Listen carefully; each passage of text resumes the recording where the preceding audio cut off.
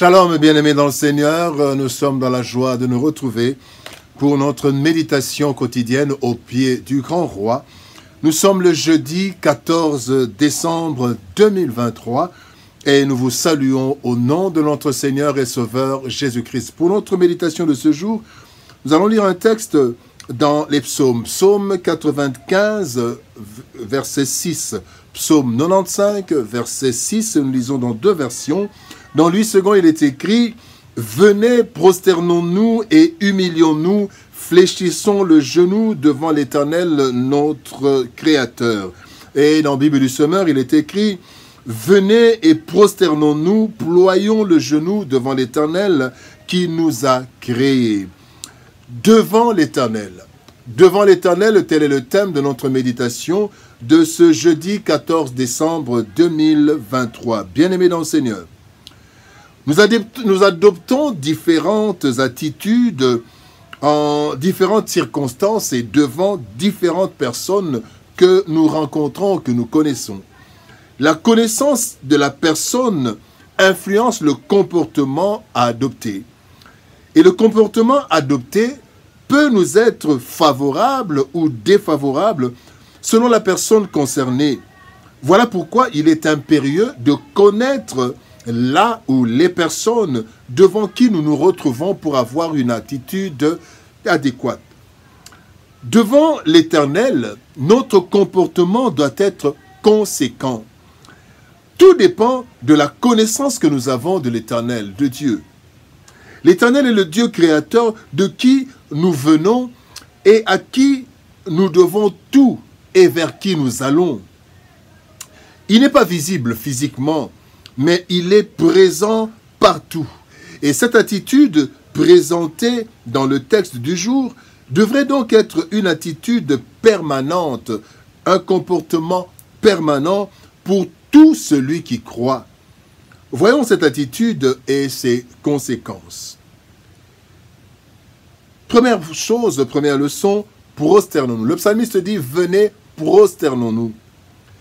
Dans le psaume 99, verset 9, psaume 99, verset 9, il est dit « Exaltez l'Éternel notre Dieu et prosternez-vous sur sa montagne sainte, car il est saint, l'Éternel notre Dieu. » Bien-aimés dans le Seigneur, se prosterner, c'est se jeter devant le Seigneur, se jeter devant un être suprême, se jeter devant un être suprême.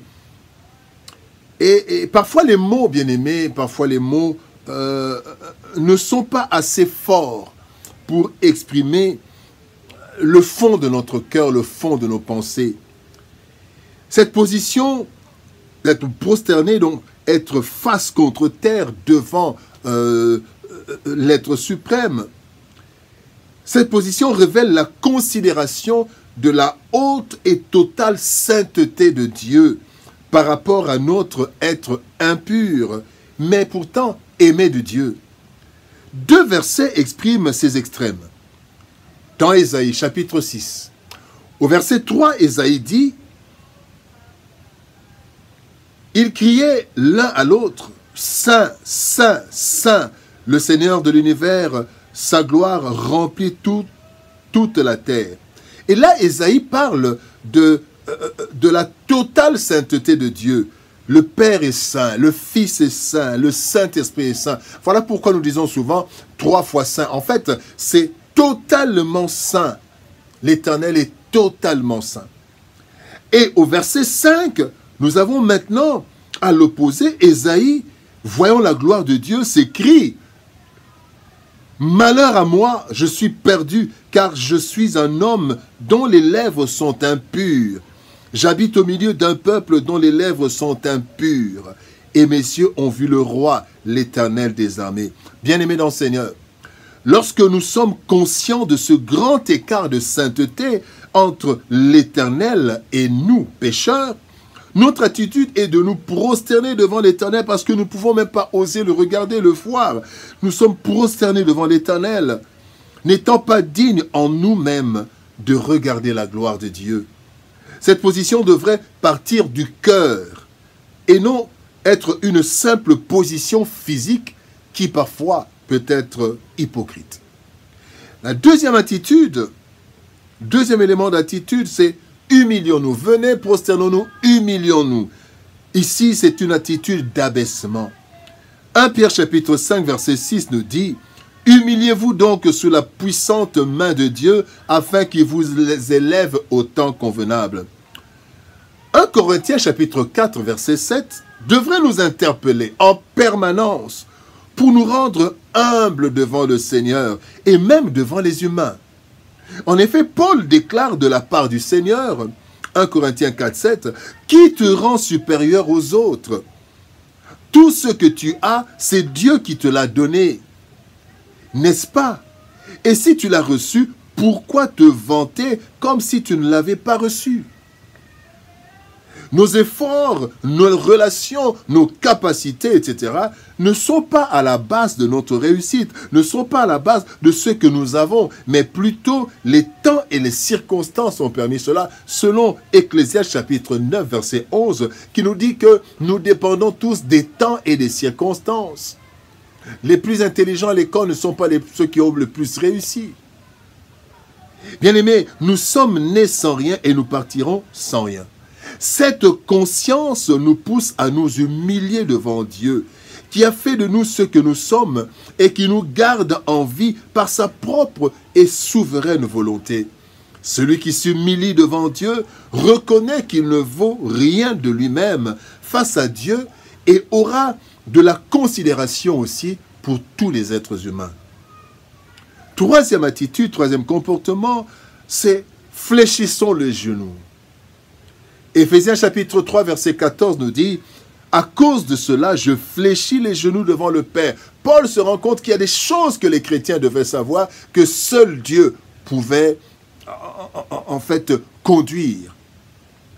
La troisième attitude, ou le troisième comportement, est celle de fléchir les genoux devant Dieu.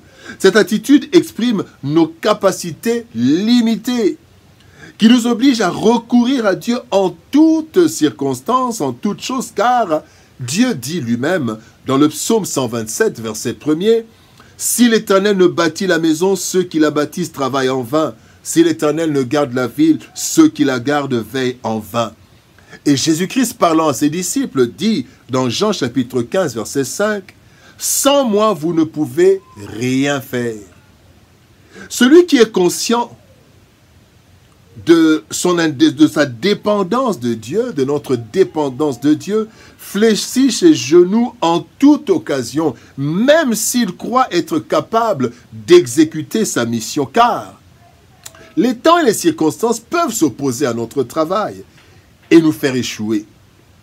Or, le seul qui contrôle et maîtrise le temps et les circonstances, c'est Dieu, selon Daniel chapitre 2, verset 21, où il est dit, c'est lui, donc l'Éternel, qui change le temps et les circonstances devant l'Éternel. Bien-aimés dans le Seigneur, l'entretien de bonnes relations productives et prospères dépend en grande partie de nos attitudes et comportements. Il en est de même de nos relations, de notre relation et communion avec Dieu, qui dit dans 1 Samuel, chapitre 2, verset 30, « J'honorerai celui qui m'honore, mais ceux qui me méprisent seront méprisés. » C'est ainsi que le Seigneur agit favorablement envers ceux qui l'honorent dans l'adoration, l'humilité et les supplications, reconnaissant ainsi sa sainteté parfaite, sa suprématie, ainsi que sa toute puissance en notre faveur. En ce temps de l'Avent, qui nous prépare à la première venue du Christ, à la célébration de la Nativité, à l'approche d'une fin d'année et du début d'une nouvelle année, bien-aimés, réfléchissons et méditons sur notre attitude, nos attitudes devant l'Éternel qui est omniprésent. Prions. Éternel Père de gloire, Dieu Tout-Puissant, merci pour ton amour et ta bonté. Merci Seigneur, au Dieu de gloire, de nous aider à avoir les bonnes attitudes, le bon comportement, l'adoration, l'abaissement et cette attitude de dépendance envers toi. Aide mon frère, aide ma sœur. Nous voulons Seigneur reconnaître ta suprématie, ta sainteté et reconnaître que sans toi nous ne pouvons rien. Voilà pourquoi Seigneur, nous venons, Seigneur éternel, nous prosterner devant toi, nous humilier devant toi et fléchir les genoux devant toi. Bénis ta parole éternelle et bénis mon frère, ma sœur. Au nom de Jésus-Christ, nous avons ainsi prié, Père. Amen. Bien-aimés dans le Seigneur, que Dieu nous bénisse. Shalom, au revoir et par la grâce de Dieu, nous nous retrouvons demain pour une nouvelle méditation. Shalom, au revoir et à demain.